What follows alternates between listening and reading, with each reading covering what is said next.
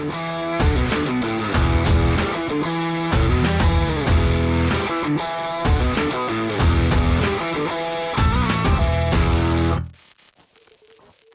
hey Shane, I just wanted to say thank you for allowing us to take up some of your time this evening and Mhm. talk to us and talk to our audience. And just want to welcome you to the Wild Heart Athletics podcast. And I'd love for you to introduce yourself and tell us about yourself.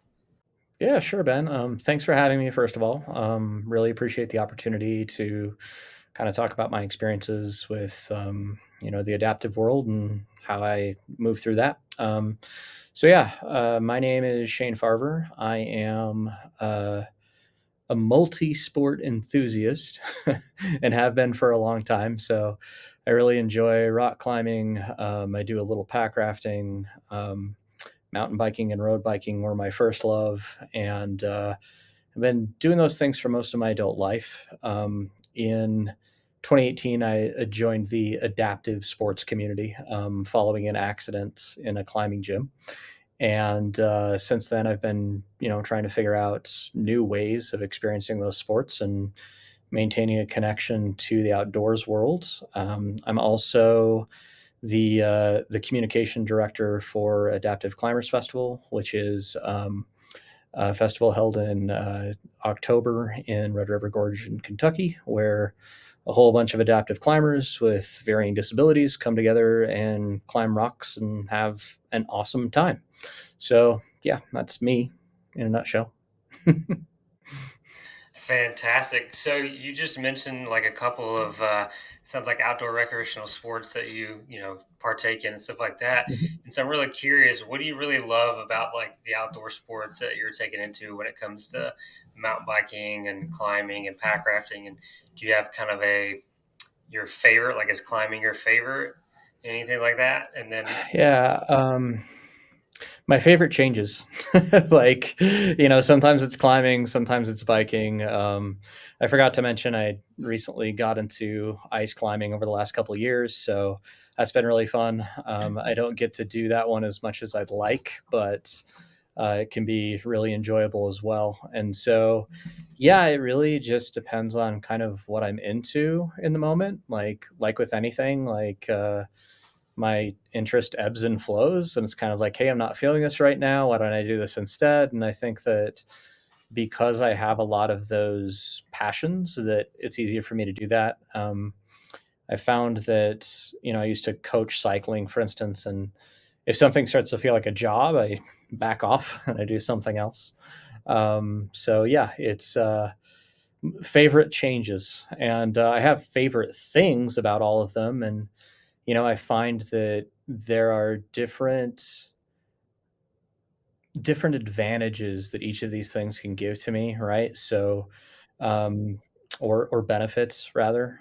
So, for instance, like climbing, that is pretty inherently adaptive, right? Like we, whether you're whether you have a disability or not, we're using ropes, we're using climbing shoes that enable us to stick on the rock a little better. Like all of these things are adaptations to enable us to participate in that sport. And so, with adaptive climbing, of course, there are other components to that.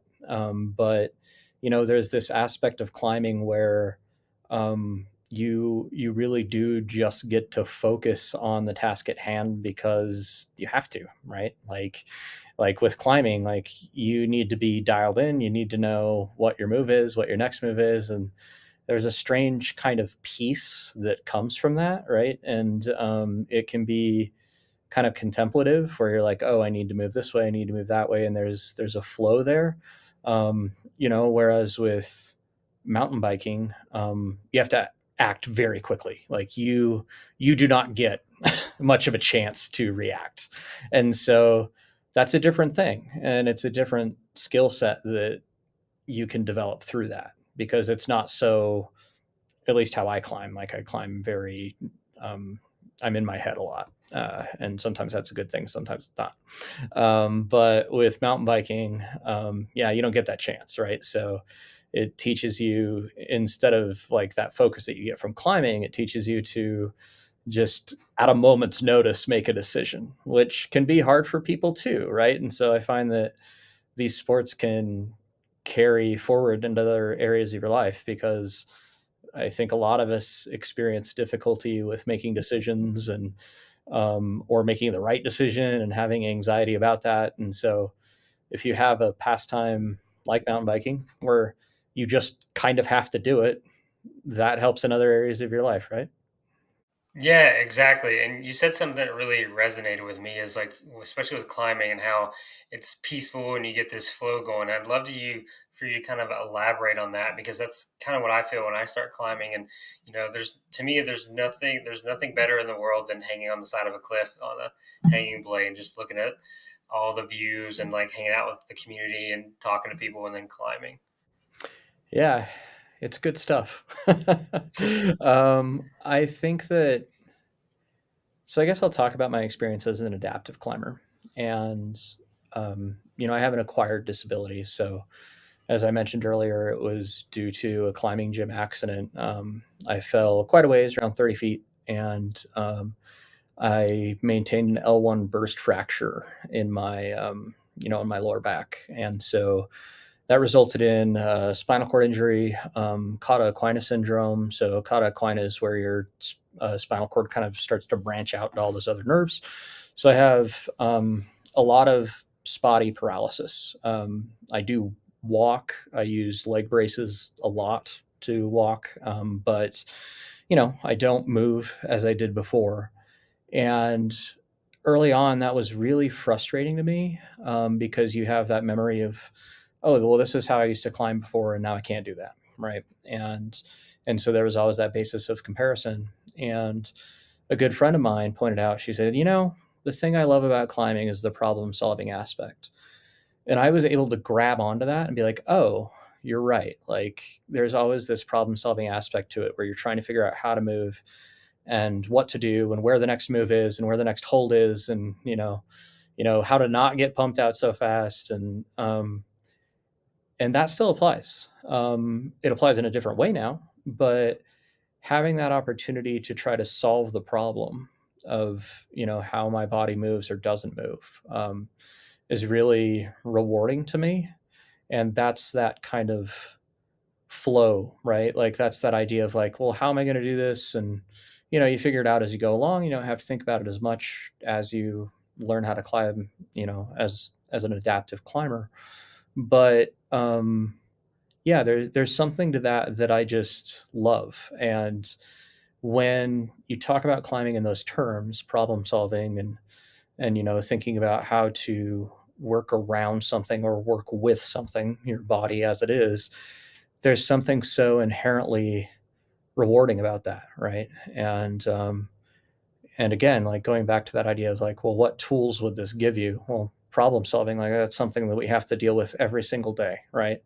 And so to be able to look at that in a positive light and say, well, I've got this problem because my feet don't work this way, or I don't have a leg, or my feet don't work at all, or whatever the case might be, then it's that challenge that's pretty exciting, right? And it's like, well, how the heck am I going to do this? And that's always been there. I mean, it's been there since before my accident, but it's taken on a more important meaning now, I think.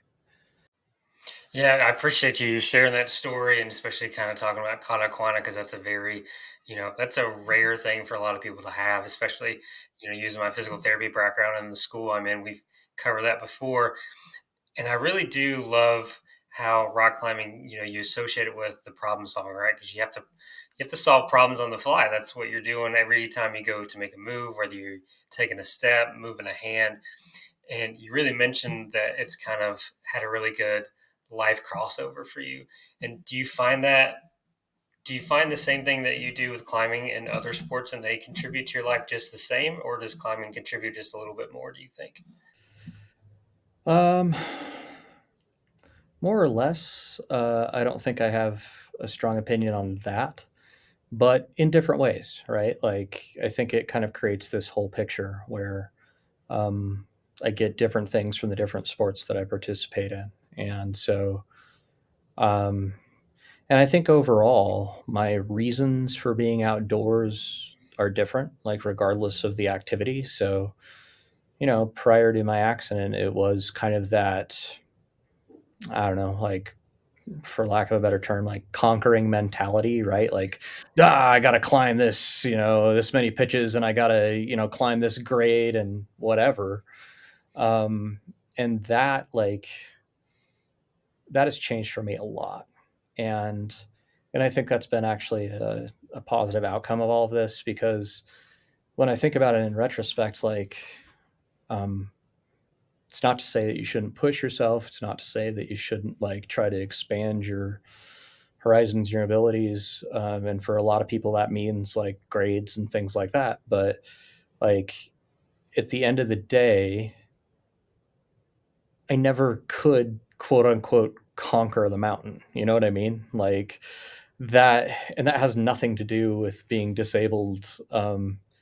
It's just, it's a mountain. Like if it wants to hand your ass to you, it will, right? Like Yeah, you're right. it doesn't care.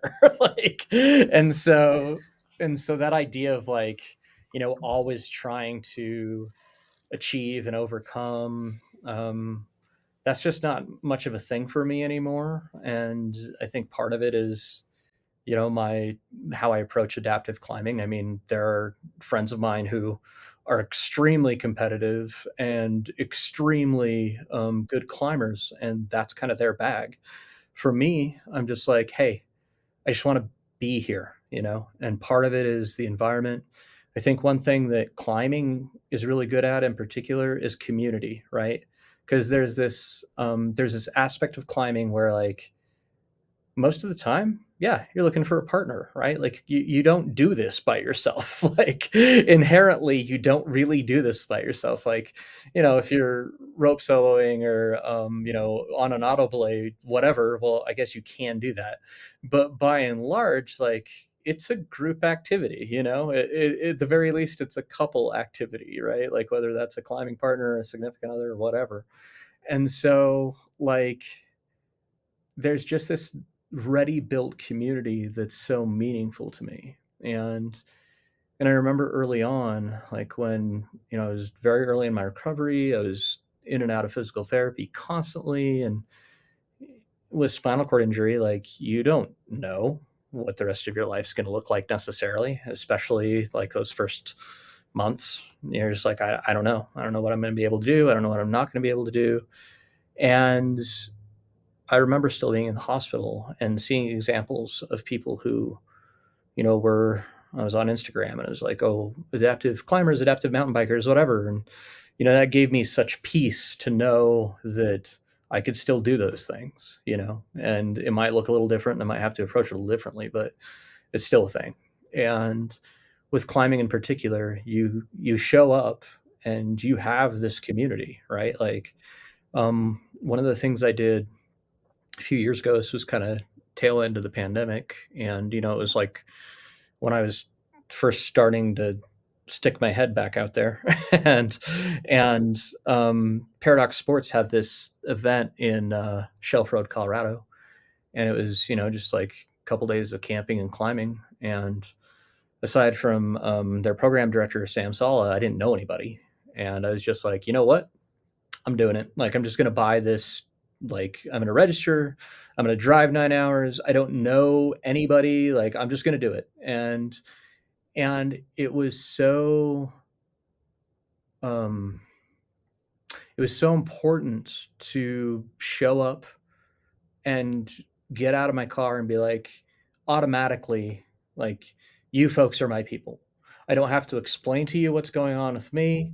You don't have to explain to me what's going on with you. Like, we just at some level get it. Like, yeah, we have different disabilities, but it's just so nice to start on that footing, right?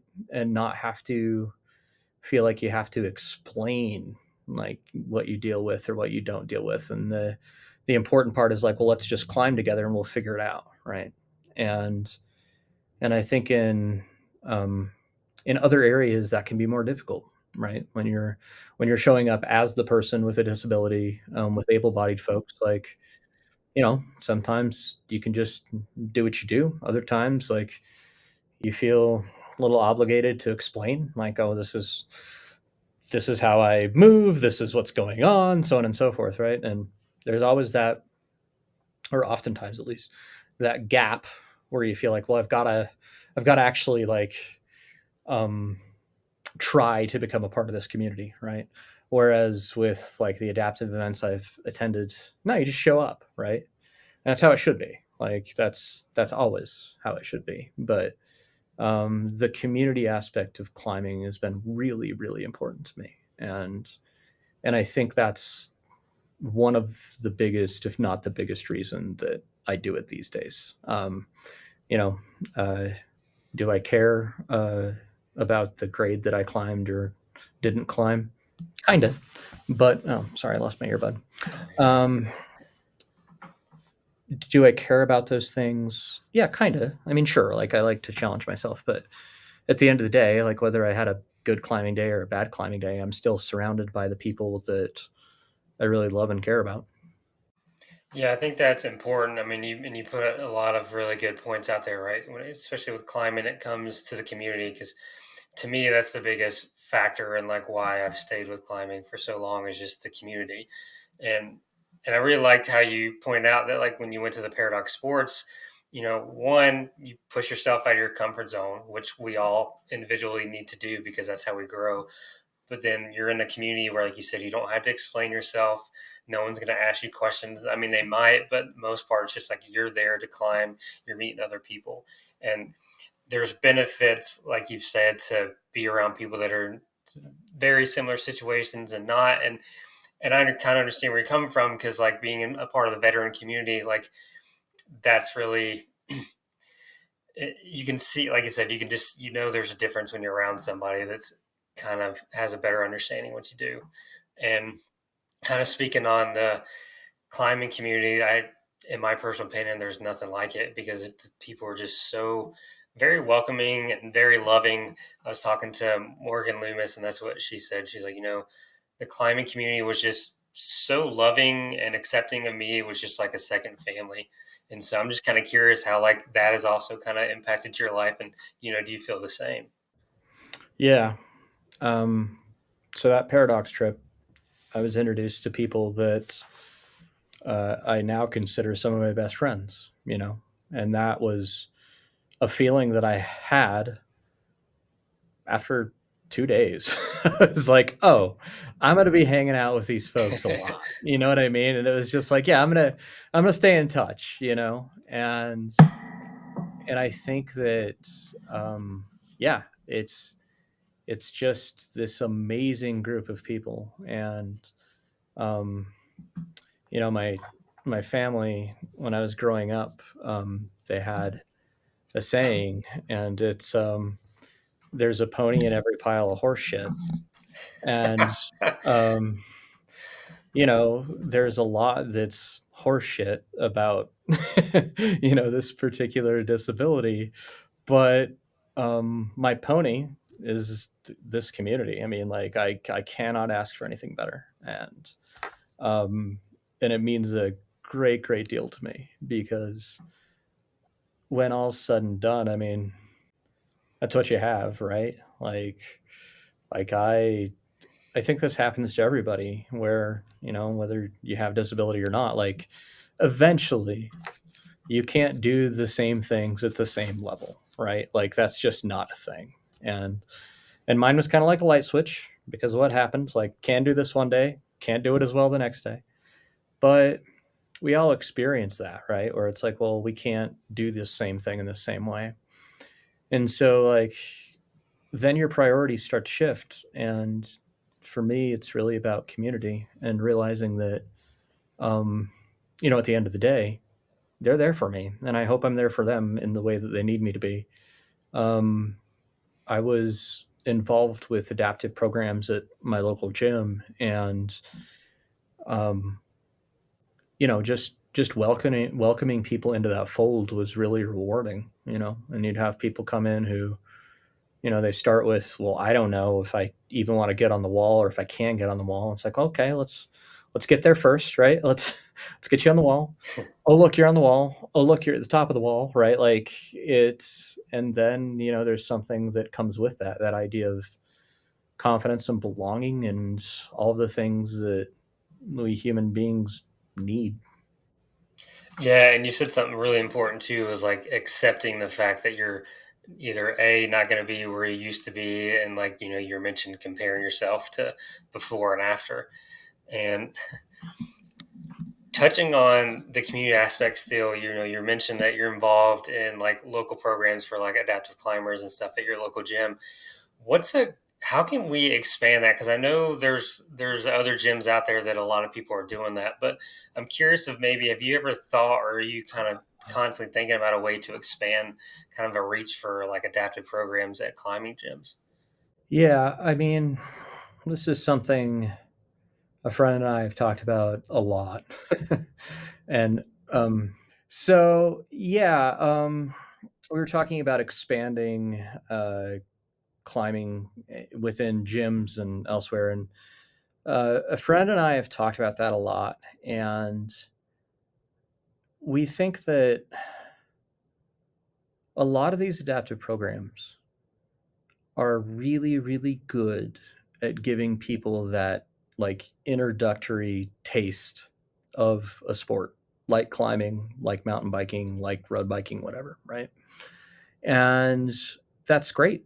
Like those programs, I'm grateful for them, because I tried adaptive skiing for a few years back, and like, yeah, I was I was really bad at it. But having that environment where I was like, "Oh, I can try this out in a safe, controlled environment," that was good, right? And for a lot of people, that's the kind of support that they're going to need to get into something. But we think that sometimes what's missing is like, where's the next step?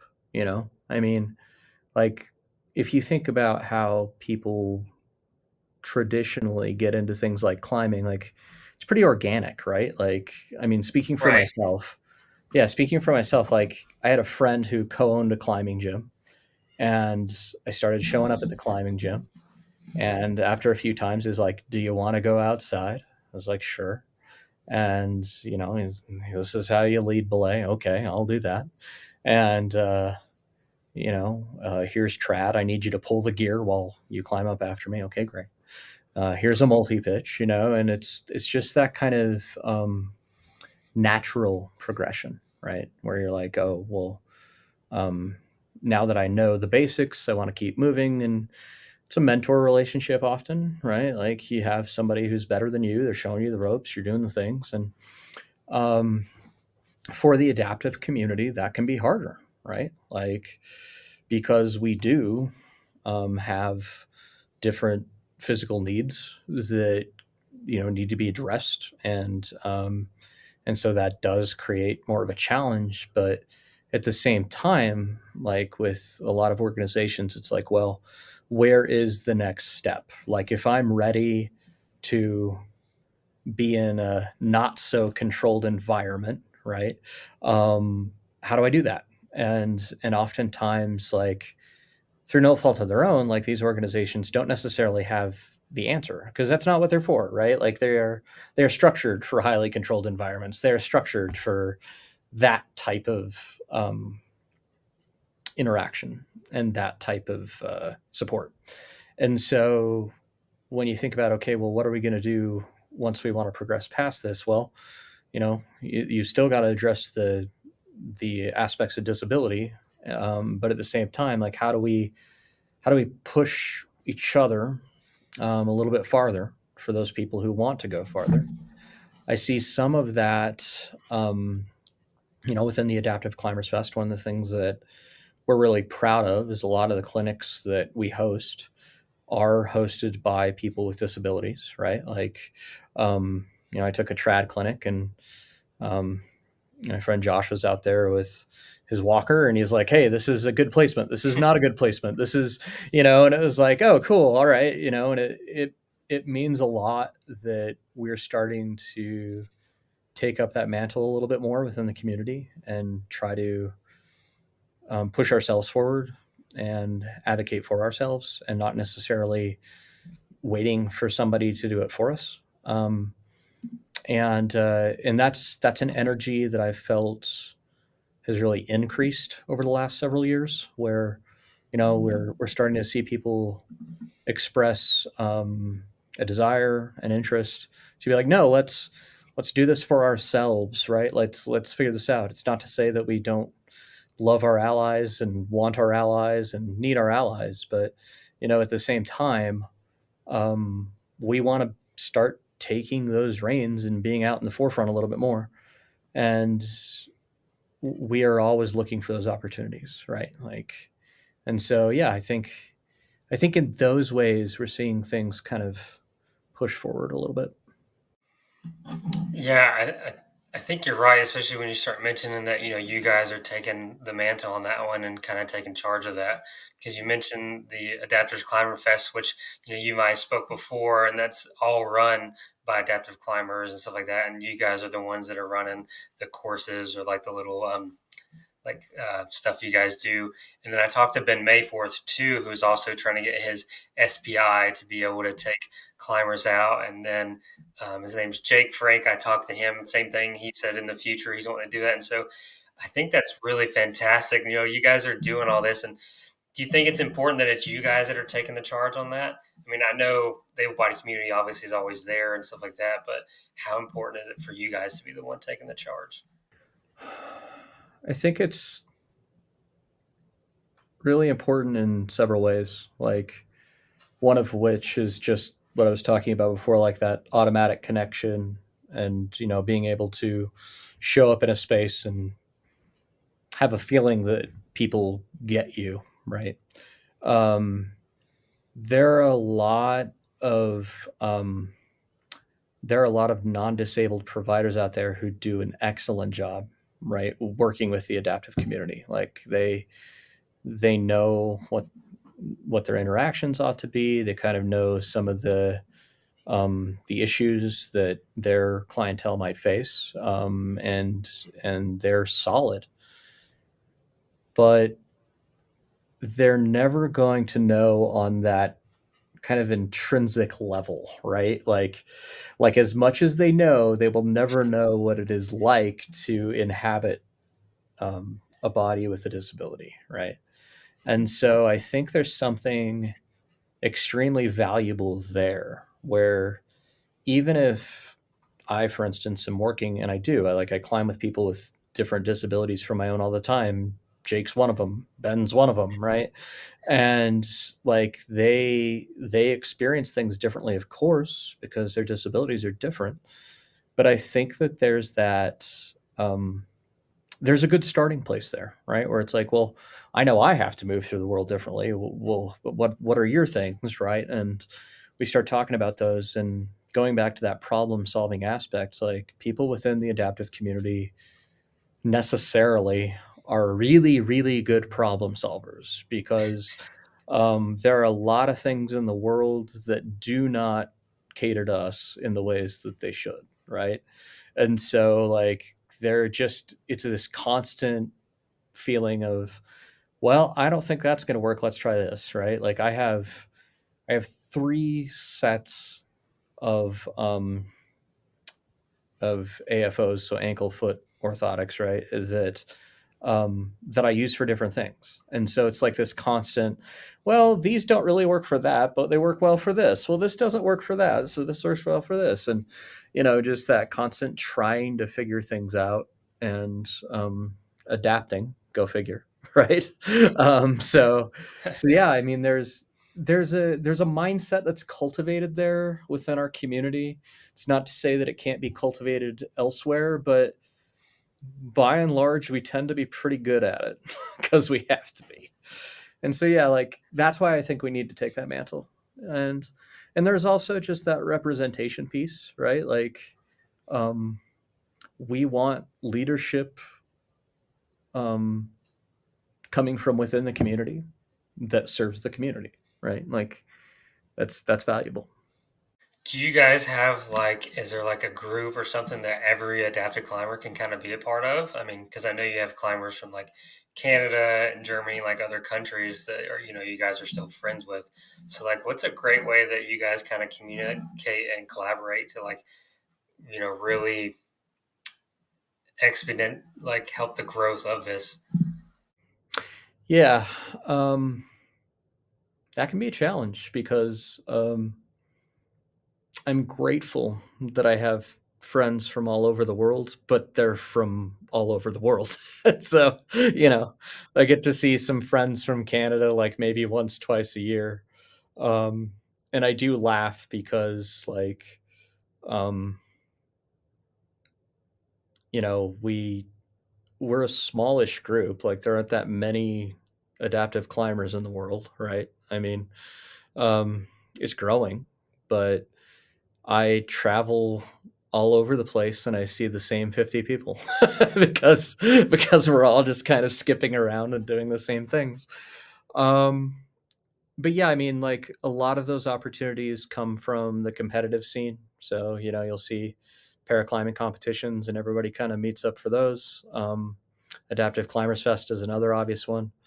But then we kind of disperse back to our own communities, right? And I think maintaining those ties then comes from, well, interactions like this, right? Like where we're communicating on video conferencing or whatever it is, and trying to keep in touch that way and sharing the knowledge that we can over the internet. Like there's stuff out there, um, tips, tricks, highlights, whatever, but you kind of have to know how to find it, and you don't know what you don't know, right? Like you don't necessarily know what to search for. You don't necessarily know what's useful, what's not, what's reliable, what's not. And so we have had conversations about how we centralize that, right? And like aggregate it and create something where people can find resources.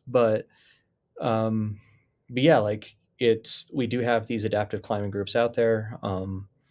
But if they're local, well that's where the opportunity to meet up comes from. But at the same time, like I have a lot of contacts who are very far away from me. And so, figuring out how what that looks like, um, it is a challenge. Yeah. Yeah, and I think what's great though is like the rise of social media. I feel like has kind of helped, with that, whether it's establishing communication and establishing like the local little, adaptive groups and things. Uh-huh. And yeah, I can see it growing. And then now, since it's going to be a part of the Paralympics, I think even that will really kind of raise the bar and the awareness as well. Yeah, that's an exciting thing, right? To enter that new stage, and I was excited to hear that that was going to be accepted for the next Paralympics. Yeah, and I think it's just like any other community where we're all going to approach the sport in different ways and want to participate in different ways, and it's a matter of figuring out like all those different types of opportunities. So I'm not much of a competitive climber. Like I went to nationals once and I was like, cool, that's like, right? But do I feel like I have a burning desire to compete all the time? No, I don't. Right. Like, I like being a part of that scene. I like seeing all my friends compete and cheer them on. And luckily enough, like the World Cup, over the last few years, one of the World Cups has always been in Salt Lake City. So everybody comes in, I get to see them like after they've competed, maybe we go climb outside or something, but being in that is not really my scene. So I'm just more of a, I want to be outside, I want to climb for the sake of climbing type of guy. And so it really comes down to being able to offer those different types of experience within the same sport, just like you would see within any climbing community, right? Like there are those people who are super into competition. There are people who aren't. There are people who want to boulder and that's it. Um, don't understand it, but that's what they want to do. And then there are those people who are like, no, I just want to be like in the Alpine and like doing some really dirty, chossy rock, kind of excursions. And so like all of that is a spectrum, and yeah, it's all climbing, but like people gravitate toward different aspects of it. And so, you know, using bouldering as an example, that can be sometimes challenging with the adaptive community, right? Because like, for me, uh, my ankles are really weak. Do I want to take like a bouldering fall and snap my ankle? No, I don't. So I don't boulder much, right? So there are just opportunities like that where I was like, I don't know. My friend Jake, who you talked to, excellent boulderer, like like built for bouldering. That guy, like when I watch him boulder, it's like, wow, okay, this is what you should be doing, right? Um, and there are considerations that we have to take into account, safety considerations, any of those things. Where for the adaptive community, it's going to look different, but I hope that the starting point is not, oh no, they can't do that. It's like, well, how can they do that? And if the answer really is no, let's make sure that we've exhausted the other possibilities, right? Um, like at the end of the day, and this applies to anybody, like there's certain things that just aren't smart to do, right? Like it's just not, it's just like, no, this is not a good idea, right?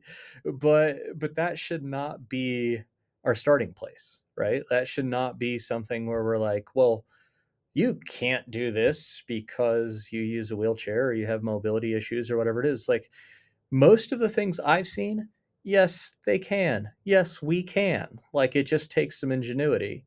I went on a ice climbing trip where, we had a participant who's a wheelchair user, and they had to get into a gully to ice climb. So it's like, all right, let's set up like a system where we can lower them down on this rope, right? And it worked. And so most of the time, it's not really about the physical disability or the disability period that's the biggest barrier. It's that idea that, oh, the starting point is, well, they can't do that. Well, BS, like most of the time that's not true. Yeah, you're absolutely right, and you said it perfectly. It's like reframing. It's not they can't do it. It's so how can we make this happen, and then Yeah, exhausting all those efforts. yeah. And like at the end of the day, if it's like, well, this still isn't a good idea, well, then it is what it is, right? But like, let's not start there. Like that's silly. And I think that, the giving people the benefit of the doubt, the opportunity is one of the most important things we can do. And they folks with disabilities, we know how our bodies work. We live in them, right? And so like listening, understanding what concerns are, what physical limitations might be, what they can do, um, that's the better starting point.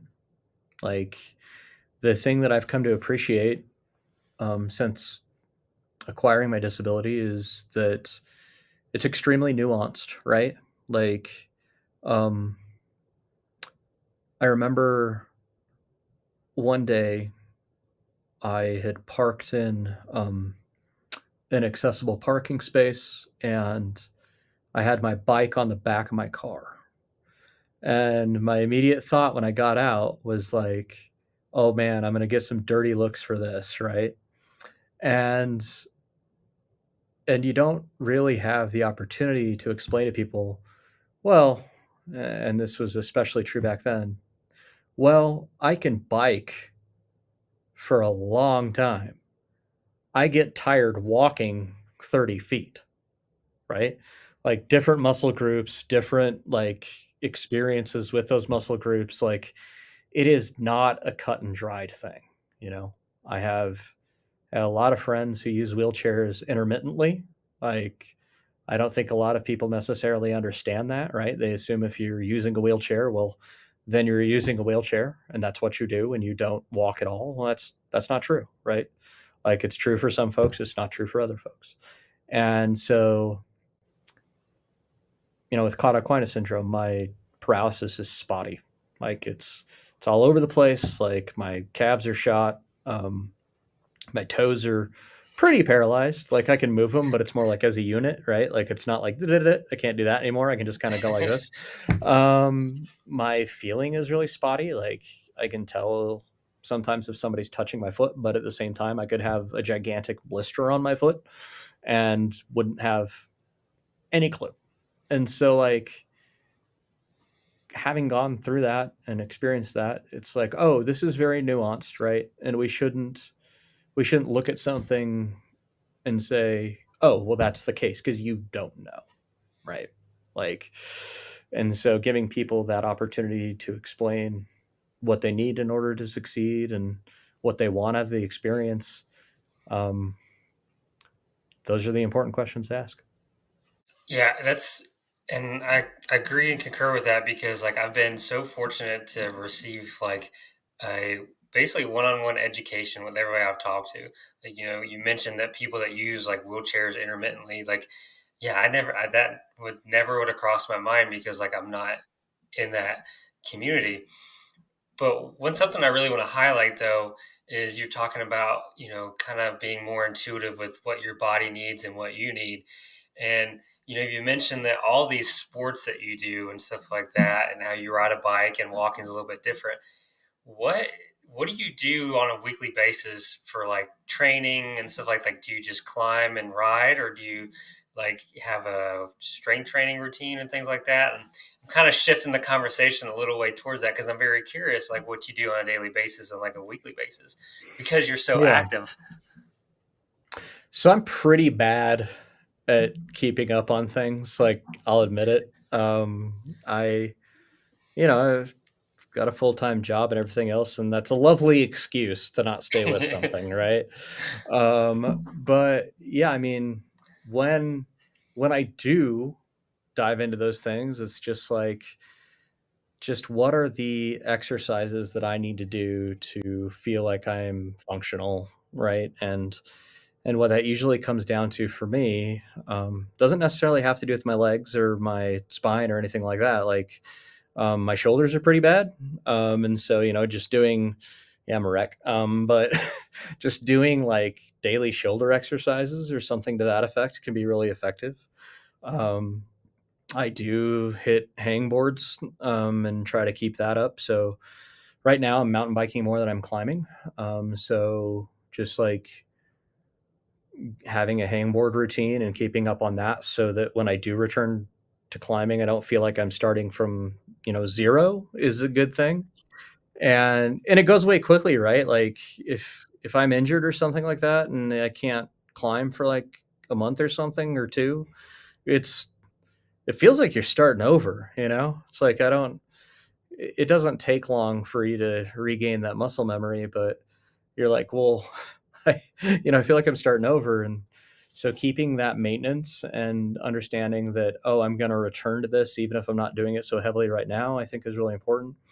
Um, Yoga, again, when I'm like on it, it's honestly a lifesaver. Like, every time I do yoga, I'm like, oh yeah, this helps, right? Like, every single time I do it, because if you dedicate yourself to a sport, um, you tend to neglect those other muscle groups, right? Like, um, if I bike a lot, I start to get really like hunched over, right? Like, because that's the position, and your muscles kind of take that cue, and they're like, oh, we're gonna scrunch up now, right?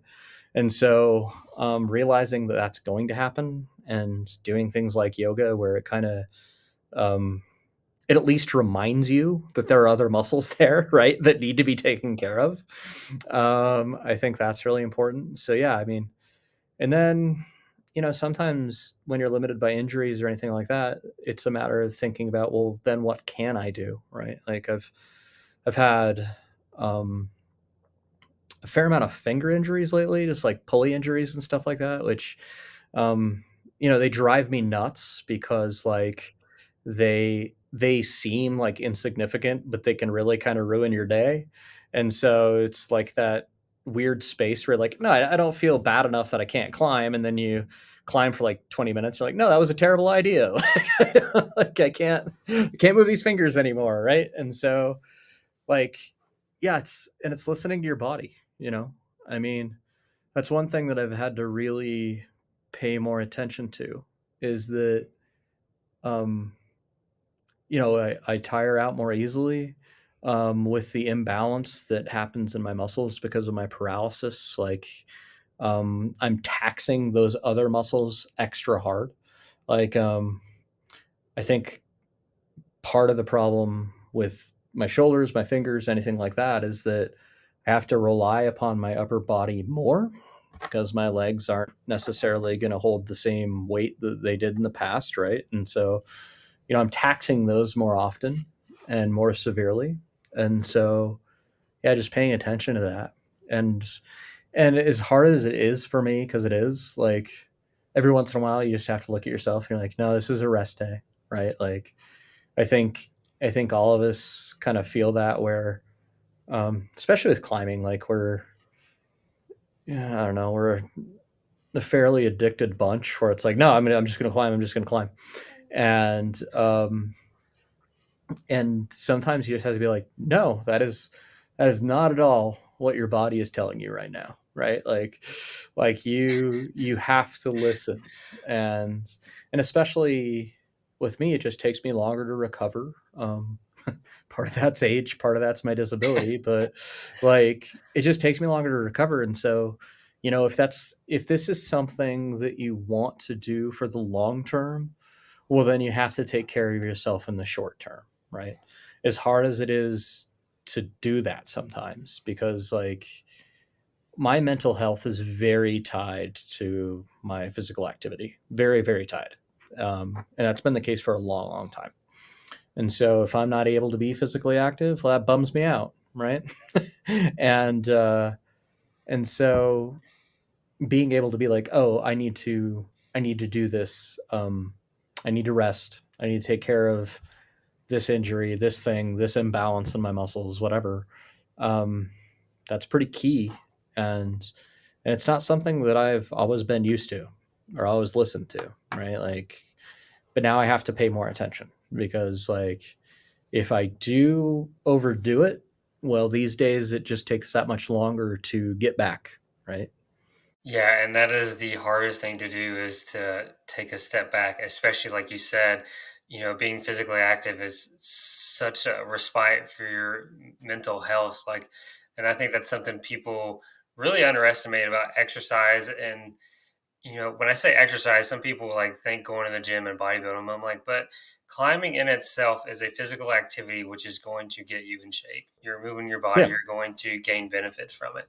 Yeah. And And in weird ways too, right? Like, there are certain muscle groups after climbing where I'm like, I don't think I work this out any other way, right? Like, it's like, I don't, like, climbing is weird that way, where you're kind of exercising these things that don't necessarily get a lot of exercise otherwise. And yeah, I'll do the pinch blocks, I'll do the hangboard, whatever. But at the end of the day, you still kind of have to climb, right? Like, you have to exactly. climb.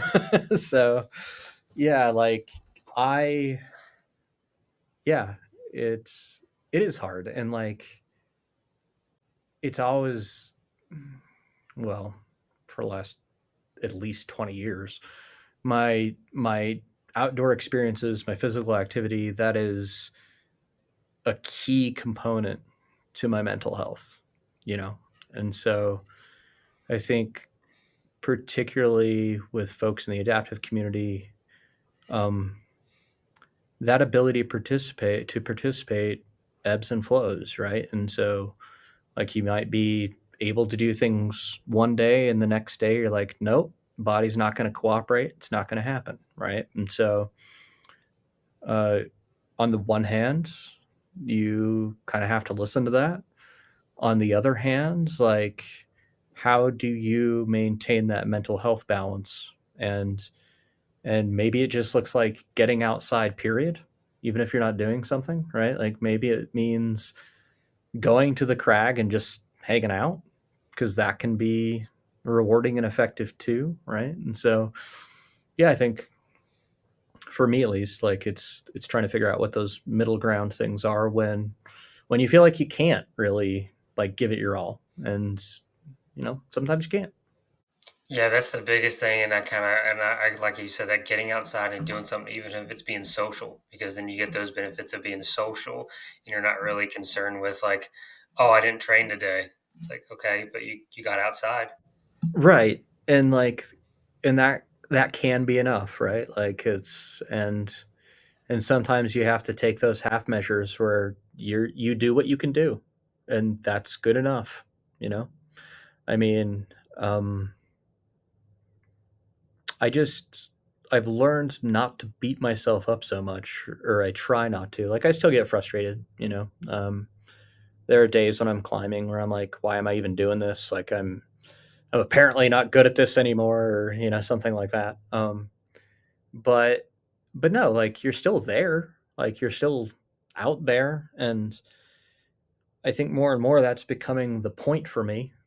Like it's not did I top out? It's like, well, I'm here. Like I'm still doing this thing that I love, and some days that's going to look good, and some days that's not going to be so great performance wise. Um, but is that why I'm there? I don't know anymore.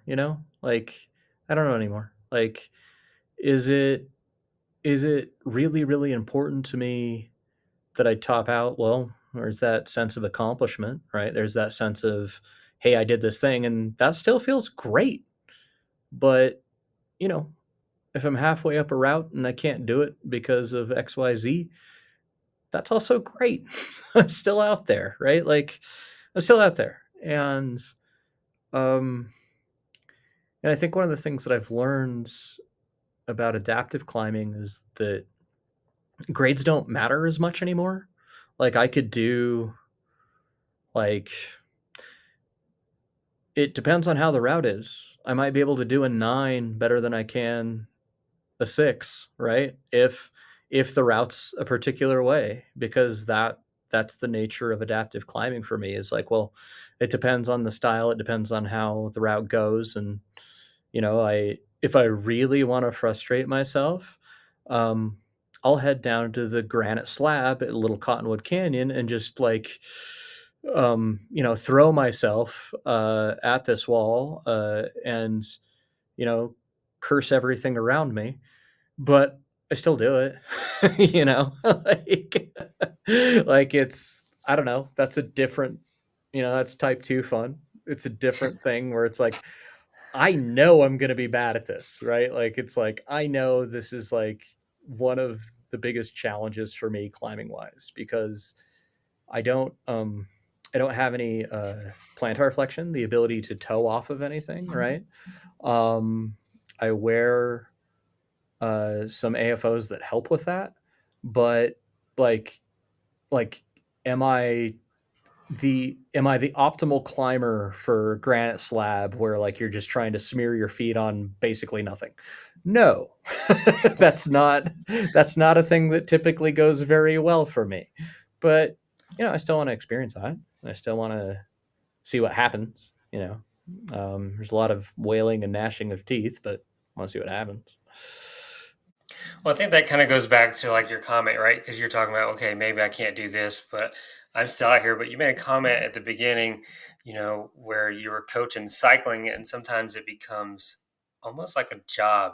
And I've noticed that with climbing, sometimes if you get too involved with the training to get better, which there's nothing wrong with it, it's just sometimes you lose that enjoyment and entertainment with it, right? Because we talk about the community, but like you said, it's finding I think it's finding that balance of pushing yourself, but also being okay with not maybe finishing that climb. Yeah, and like I'm glad you brought that up about like training hard, because I have friends who really seem to thrive in that kind of environment. Like, okay, I'm here to train hard and work out hard. I mean, Ben Mayforth and Jake Frank are two of them from my perspective who are like, yeah, they really thrive in those environments, right? Like as soon as you're like, it's training time, they're like, cool, I'm going to train really hard. And they do. What I found for myself, and this was interesting, it was when I was training for nationals, and I started to notice a pattern, and that is like, when I was there on a training night, I always felt like I wasn't climbing my best. I would go with a friend the very next day to the very same gym, and we were just there to climb and have fun. And I would automatically climb so much better. And there was something about that, like, thing in the back of your mind where I was, okay, it's time to train hard. Where I don't know, it would do bad things to my performance, right? Because like I I think it was that where it's like, oh, this is a job. It's time to take this seriously. It's time to climb hard. And just by adopting that mindset, for me, it was like, oh, this makes me climb worse. Like, whereas like if I could go into an environment and feel a little bit more free and easy, well then that wasn't so bad, and I would objectively climb better, and I'd have these realizations where it's like, oh, I'm climbing better simply because I'm just here to have fun, you know. And so maybe that's more my approach than, oh, I need to train on this day, this day, this day, and I need to take it seriously. And don't misunderstand me. I mean, there's something to that level of training that really does get people ready for elite climbing. Um, but I don't think that that mindset or that approach necessarily works for everybody. Yeah, I agree because I know I fit in that category where it doesn't. Like climbing to me is something that I do for the community aspect. I found a community after coming back home, and so to me, I don't want to miss that enjoyment. So I find the challenging aspect in other sports, whether it be running or my mountain biking, or just lifting maybe more weight. But I think it's cool to have that balance. But like you said, it doesn't work for everybody. Yeah, and I mean, like, I think we all need those things. So you mentioned the SPI. That's something that on and off I've been interested in achieving for myself, and so there is an aspect to that where it's like, well, yeah, I mean, like if you are going to try to achieve something like an SPI where your goal is to have evidence of your competence in an outdoor environment where you can safely take other people out into that outdoor environment, well then yeah, I mean there's an aspect of that like where you have to treat it as a job.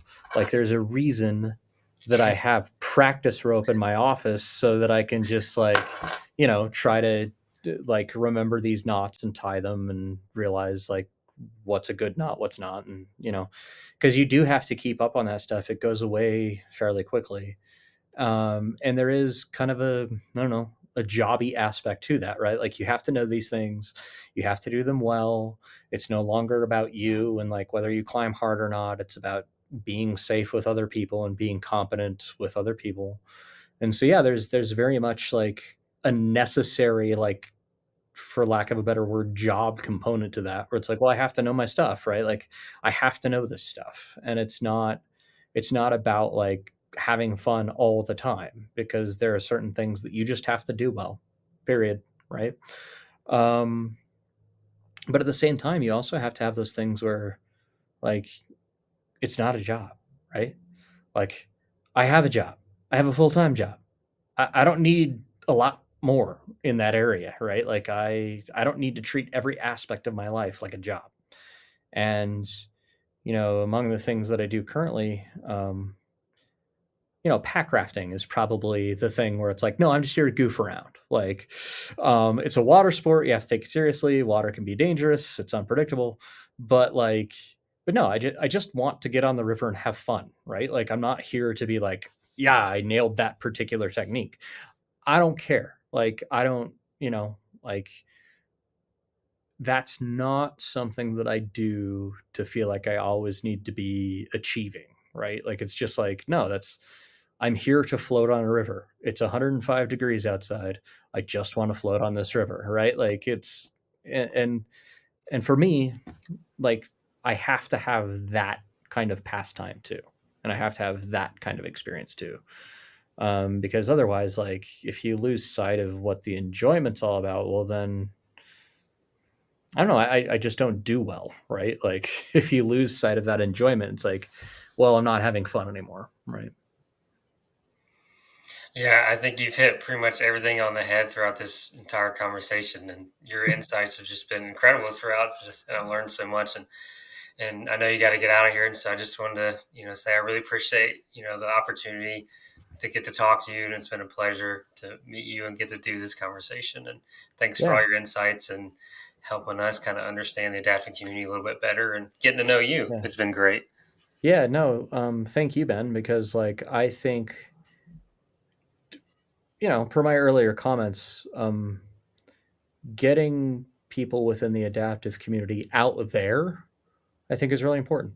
Um, Not just for the sake of other people understanding where we're coming from, but also just like, again, having those examples, because I cannot tell you how important that was to me. Like, if I didn't have those early examples that I found on social media or anywhere else, like I would have been in a much different place, because it's easy to fall into the trap of, well, like, oh, this just isn't possible anymore, right? Like, and that's not true. And I think sometimes people just need to see that example. So, thanks. No, I think you're right, and I think that's what we have to do is kind of band together and do Yeah, what we can because that's what we do as humans, and we love to help people. So yeah, I know we're weird that way. uh, Thank you. I'll take it. Yeah.